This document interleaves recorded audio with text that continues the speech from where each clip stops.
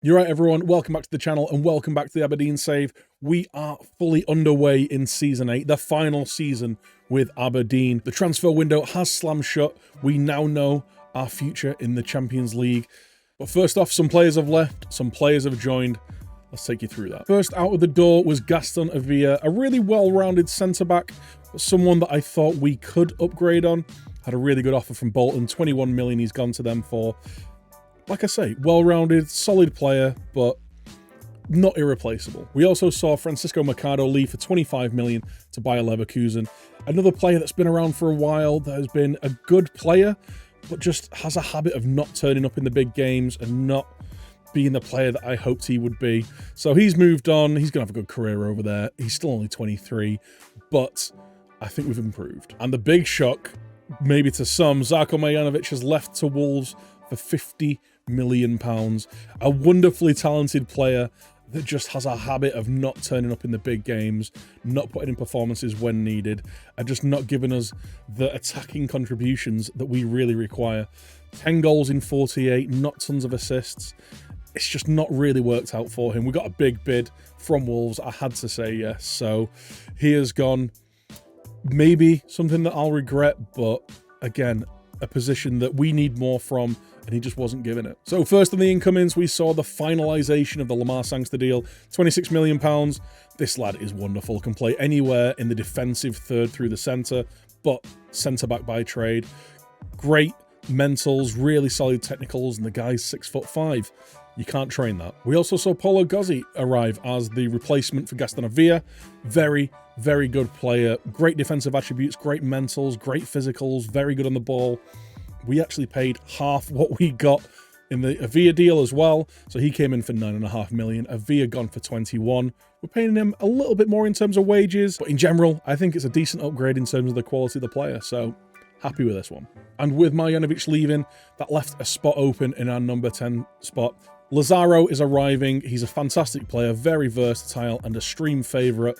Tons of ability, great dribbling, first touch, flair, vision. He's going to be a bit of a creative hub in that number 10, more than hopefully Marjanovic was, but also with 12 finishing, 13 heading, decent kind of anticipation attributes as well. Hopefully he can step up and give us that goal return and assist return that we were missing last year. But the big one, David Turnbull has arrived from Celtic, £25 million. He's just turned 29, but what a player he is. He is going to be the guy who's going to sit in midfield and be our playmaker, dictating the flow of the play, hopefully setting up a few chances, nicking a few goals himself, but basically doing what Verratti's done for the last couple of years, just with much more physical capability. So really excited to see what he can do. And that new squad has got us off to a flying start in the league. 2-0, 2-0, 2-0, 3-0 and 5-0. No goals conceded and 12 goals scored. Pietro with 5. Velasquez, who looks like he could be really turning into a player this year, has chipped in with 3. David Turnbull, Pellegrini and Gozzi, the league's top 3 performers, showing that hopefully they can really step up this year. Another domestic treble would make it the treble, but we really want some European success. So how's our group looking? The lightning of the FM gods has struck once more. Another group stage where we are in with a team that knocked us out in the previous year. We get Bayern again alongside Ajax and Ludogorets. Good chance to go up against Bayern and really test our mettle. And it's actually going to be a good test of whether we think we can achieve anything in Europe as well. We know that Bayern went on to do pretty well. They didn't win it, got to the final. Ajax, Ludogorets are pretty tough sides, but ones that I think we can beat. The real question is, do I want to try and engineer this to try and end up in the Europa? Because that might be our best chance of some European silverware. I'm really interested in your thoughts on this, so please do leave a comment down below. Let me know what you do. Do we put all our eggs in the Champions League basket and go for broke?